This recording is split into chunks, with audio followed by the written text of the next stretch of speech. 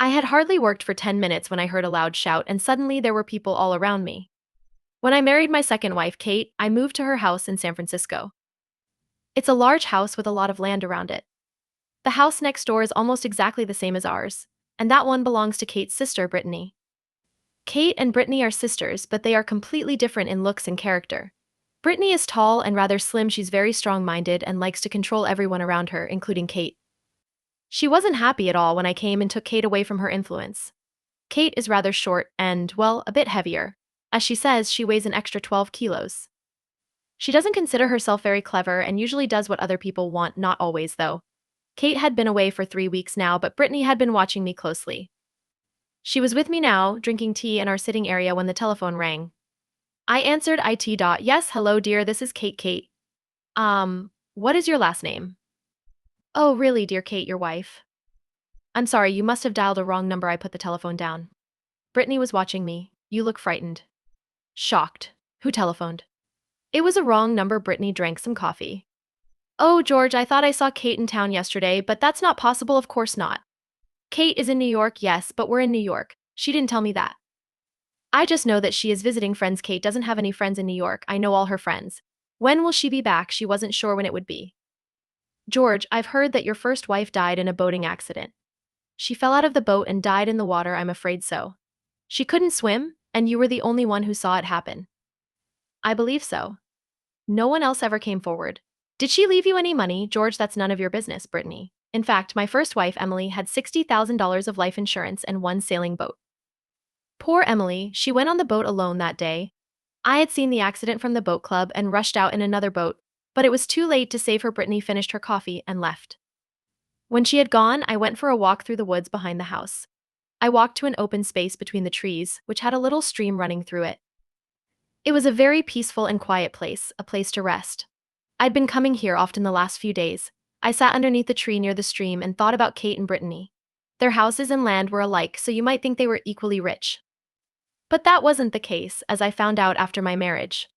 Kate owned her house and the land around it, but she couldn't afford to hire people to look after them. Brittany, on the other hand, hired many people to work in her house, and even a lawyer to take care of her money. She must have at least $1 million. On Thursday afternoons, I usually go to the supermarket in town. Today, in the parking lot, I saw a small, rather fat woman across the street walking away from me. She wore a black dress and a gray hat. It was the third time I'd seen her in the last 10 days. I ran across the street. She turned the corner, and I began to run. When I reached the corner, she was nowhere to be seen. I was standing there when a car stopped beside me. It was Brittany. What are you doing, George? I saw you running. I've never seen you run before. Oh, I was just doing some exercise. I was still breathing hard as I walked back to the supermarket. The next morning, when I returned from my walk to the stream, I found Brittany in the dining room drinking some coffee. I've been in the bedroom looking at Kate's clothes.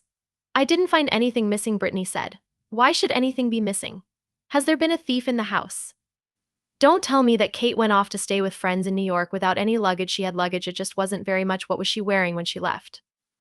I don't remember, I said. That evening, as I prepared for bed, I looked inside Kate's wardrobe. What could be done with her clothes? Maybe I should give away some. The next morning, Brittany came to see me while I was eating breakfast. She brought in the morning post, which had just come. It included one small envelope addressed to me. The writing seemed familiar. The postmark was from the local town. I opened the envelope and pulled out a sheet of paper. Dear George, I miss you very much. I shall return home soon. Love, Kate.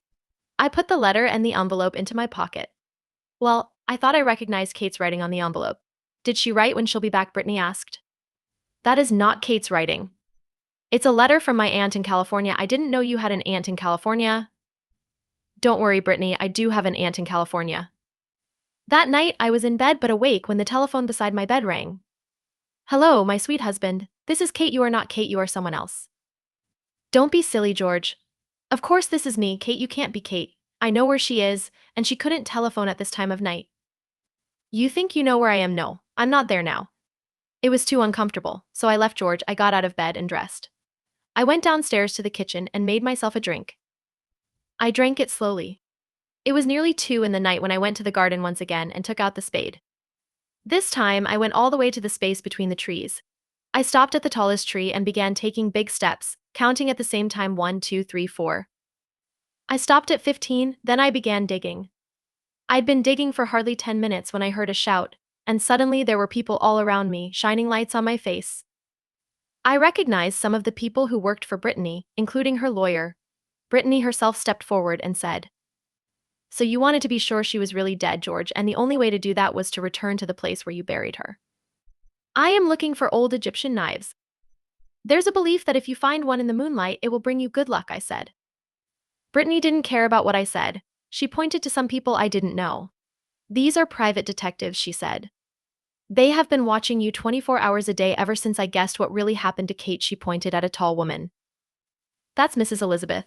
She was the woman in the black dress, and she copied Kate's writing. And this is Miss Richard. She is good at copying voices, and she was the voice of Kate you heard on the telephone." There were also 3 detectives who had brought their own spades. They began digging in the hole which I had started. "We knew you were getting worried, George. You almost buried her last night, didn't you?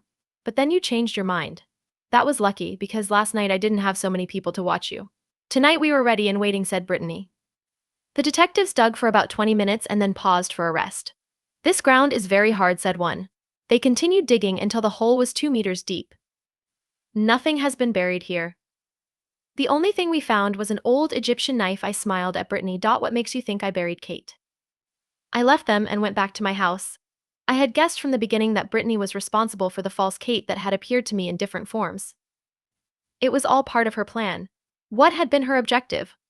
Well, she believed that I had killed her sister, so she wanted to frighten me until I broke down and said, "Yes, I killed her." But I'd been playing a game too. I wanted her to think I was frightened, and of course I wanted her to think I had buried Kate's body in the woods. Now I was in a strong position. She had called me a murderer in front of all those witnesses. I could take the matter to court and demand a large sum of money from her, but she wouldn't let that happen. She wouldn't want the world to know she had been stupid. She would prefer to pay those people to keep silent. Would that be possible? Well, it would help if I supported her story and said that nothing had happened at all. I would do that for Brittany if she gave me some money, a large amount of money. By the end of the week, my telephone rang. "This is Kate. I'm coming home, my sweet." "Oh, great. Did anyone miss me?" "They certainly did. You haven't told anyone where I've been these last 4 weeks, have you, George? Especially not Brittany." "I told her you were visiting friends in New York." "Oh dear, I don't know anybody in New York." "Did she believe you?" "I don't think so." "Well, I couldn't tell her I was going to a health camp to lose weight. I would be ashamed, and I wasn't sure that I could manage it. But I have, George. I have. I've lost 12 kilos. My figure must be as good as Emily's now." "Well done, Kate. That's great." "Why is Kate jealous of my first wife?" "They each have their own place in my heart." "Yes, but none of my clothes will fit me now. I'll have to get a lot of new clothes." "Do you think we can afford it, George?" "Ah, we can now with some help from Brittany."